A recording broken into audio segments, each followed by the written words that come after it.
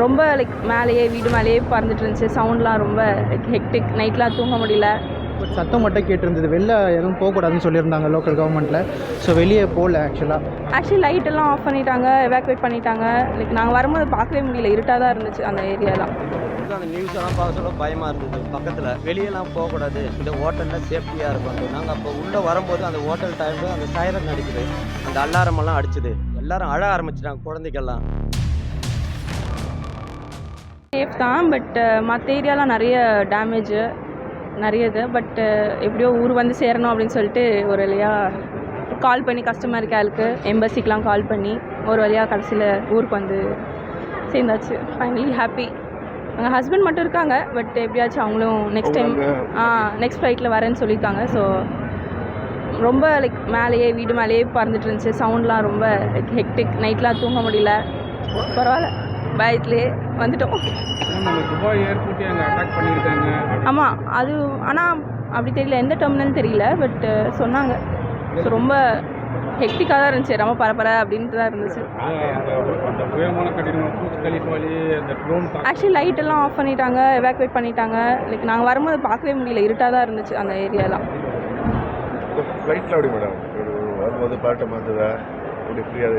அது எப்போதும் போகிறதா இருந்துச்சு. ஆனால் அங்கே ஏர்போர்ட்டுக்குள்ளே தான் அந்த டென்ஷனாக இருந்துச்சு. ஃப்ளைட்டில் நார்மலாக தான் இருந்துச்சு.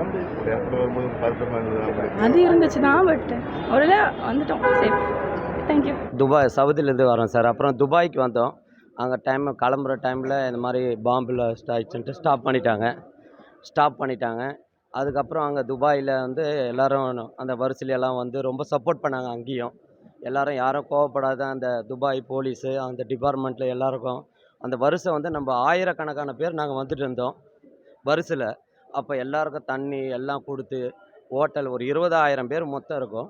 அந்த 20,000 பேருக்கும் ஹோட்டல்லாம் அரேஞ்ச் பண்ணி கொடுத்து நல்லா இது பண்ணி கொண்டாங்க. நம்ம இடத்துலேருந்தும் சப்போர்ட் பண்ணியிருக்காங்க, நம்ம கவர்மெண்ட்லேருந்தும். அதனால் நாங்கள் வந்திருக்கோம் சார்.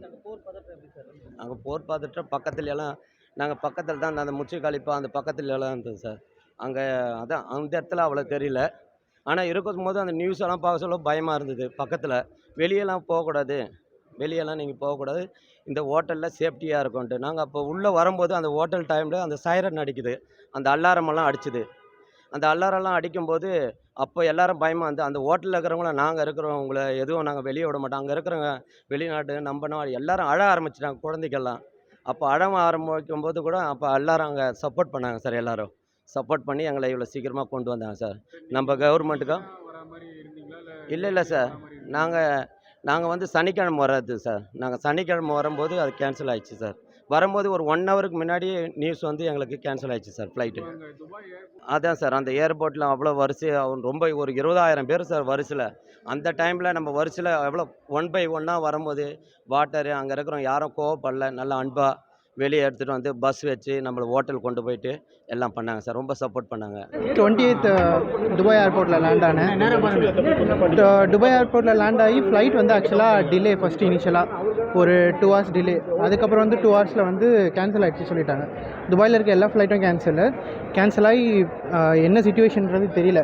எல்லாரையும் எஸ்கலேட் பண்ணி நியர்பை இருக்க ஹோட்டல்ஸில் எல்லோரும் தங்க வச்சிட்டாங்க இனிஷியலாக அன்றைக்கி. அதுக்கப்புறம் என்ன டீட்டெயில்ஸ் எதுன்னு சொல்லலை. இன்றைக்கி வந்து எமர்ஜென்சியாக எமிரேட்ஸ்லேருந்து காண்டாக்ட் பண்ணி, ஏர்லைன்ஸ்லேருந்து காண்டாக்ட் பண்ணி, ஆமாம் கவர்மெண்ட் சப்போர்ட் பண்ணி எமிரேட்ஸ்லேருந்து காண்டாக்ட் பண்ணி அர்ஜென்ட்டாக துபாய் ஏர்போர்ட் வர சொன்னாங்க. நாங்கள் எல்லோரும் வந்தோம். இங்கே வந்துட்டோம். ஆக்சுவலாக அரேஞ்ச்மெண்ட் பண்ணி வந்துட்டாங்க. 28th காலையில் வந்தோம் நாங்கள் துபாய் ஏர்போர்ட்டுக்கு. இல்லை நல்ல சப்போர்ட் இருந்துச்சு. ஏர்போர்ட் சைட்லேருந்து நல்ல சப்போர்ட் இருந்தது. ஏர்போர்ட்லேயும் யாரும் எக்ஸ்பெக்ட் பண்ணலை ஆக்சுவலாக இவ்வளோ இஷ்யூஸ் இருக்கும் அப்படின்னு சொல்லிட்டு. பட் நல்லா இது சப்போர்ட் பண்ணாங்க. க்ரௌட் அதிகமாக இருந்துச்சு. நல்லா மேனேஜ் பண்ணி எல்லாருக்குமே வந்து தங்குறதுக்கு நல்ல ஹோட்டல் கொடுத்தாங்க. சாப்பாடு எல்லாமே பார்த்துக்கிட்டாங்க. ஃபுல்லாகவே அந்த லோக்கல் கவர்மெண்ட் எல்லாமே பார்த்துக்கிட்டாங்க. ஸோ ஏர்லைன்ஸ்லேருந்து கன்ஃபார்ம் பண்ணி இன்றைக்கி வர சொன்னதும் எல்லோரும் உடனே வந்தோடனே நம்மளுக்கு அரேஞ்ச் பண்ணி கொடுத்துட்டாங்க ரிட்டர்னு. ஸோ இன்னும் அன்எக்ஸ்பெக்டட் தான். என்னோடய பேர் தேவகுமார். நான் வந்து சைதாப்பேட். ஆமாம், நான் உள்ளே இருந்தனால எங்களுக்கு தெரியல. பட் சவுண்டு கேட்டு தான் இருந்துச்சு ஆக்சுவலாக. ஸோ பட் அந்தளவுக்கு ஒன்றும் பெருசாக தெரியல. பட் சத்தம் மட்டும் கேட்டிருந்தது. வெளில எதுவும் போகக்கூடாதுன்னு சொல்லியிருந்தாங்க லோக்கல் கவர்மெண்ட்டில். ஸோ வெளியே போகல. ஆக்சுவலாக எல்லாேருக்கும் லோக்கல்லேருந்து மெசேஜ் வந்துச்சு.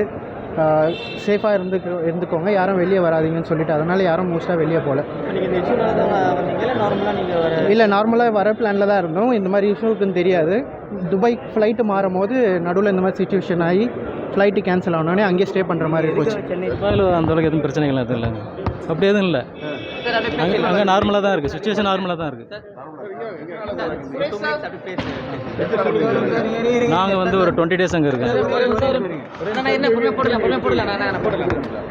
20 days அங்கே இருக்கேன். சார் அங்கே வெடி சத்தம் இதெல்லாம் எப்படி? வெடி சத்தம் கேட்டதெல்லாம் உண்மை தான். அது வந்து டிஃபென்ஸில் நடந்த பிரச்சனைகள் தான் அது. அது மாதிரி அங்கே எந்த ஒரு எஃபெக்டும் இல்லை மோஸ்ட்லி. துபாய் ஏர்போர்ட்டை அட்டாக் பண்ணாங்க அப்படின்னு சொன்னாங்க. அது டிஃபென்ஸில் நடந்த சின்ன ஒரு இன்சிடென்ட் தான் சொல்லியிருக்கிறாங்க, அப்படி எதுவும் இல்லை. நாங்கள் அந்த டெர்மினல் தெரியலன்னு தான் வரோம். அந்த மாதிரி இன்சிடென்ட் எதுவும் அங்கே நடக்கலை. புர்ஜ் கலிஃபா இந்த இடத்துலலாம் வந்து ட்ரோனில் வந்து தாக்குதல் நடத்துனாங்க அப்படின்னு சொல்லிட்டு வீடியோக்கள்லாம் பரவிட்டு இருக்கு. நீங்கள் அங்கேருந்தா வரீங்க, வேறு ஏதாவது உங்களுக்கு ஏதாவது மிசைல்ஸ் அங்கே வந்து உண்மை தான். அது டிஃபென்ஸில் அது எல்லாத்தையுமே முன்னெல்லாம் ஆக்கிட்டாங்க அங்கே. அதே நேரத்தில் கடந்த 2 நாட்களுக்கு மேலாக இது ஃப்ளைட்டு இதெல்லாம் வந்து கேன்சல் பண்ணியிருக்கு. ஃப்ளைட்டு கேன்சல் தான். எங்களோட டே பிஃபோர் எஸ்டேட் தான் நாங்கள் வர வேண்டியது. நீங்கள் அங்கே உங்களுக்கு என்ன மாதிரி ஹெல்ப் எதனா கிடைச்சதா இல்லையா? நீங்கள் எந்த மாதிரி இன்னும் ஹெல்ப் தேவைப்படுற அளவுக்குள்ள சூழ்நிலைகள்லாம் அங்கே இல்லை. துபாயில் பொறுத்த வரைக்கும் அந்த மாதிரி பிரச்சனைகள் எதுவுமே கிடையாது. முந்தா நாள் நாங்கள் வர வேண்டியது, ஃப்ளைட்டு கேன்சல் ஆயிருந்துச்சு. இன்றைக்கி எமிரேட்ஸில் ஒரு ஃப்ளைட் விட்டுருக்காங்க டெய்லியும். எங்களுக்கு இன்றைக்கி புக்கிங் இருந்ததுனால நாங்கள் இன்றைக்கி வந்துவிட்டோம். கொடுத்தாங்களா? ஃபெசிலிட்டி, ஏர்போர்ட் ஃபெசிலிட்டி எல்லாமே இருந்துச்சு. அந்த மாதிரி பதட்டமான நிலைகள்லாம் எதுவும் கிடையாது. இல்லை, அப்படி எதுவும் இல்லை. துபாயில் அப்படி எதுவும் இல்லை.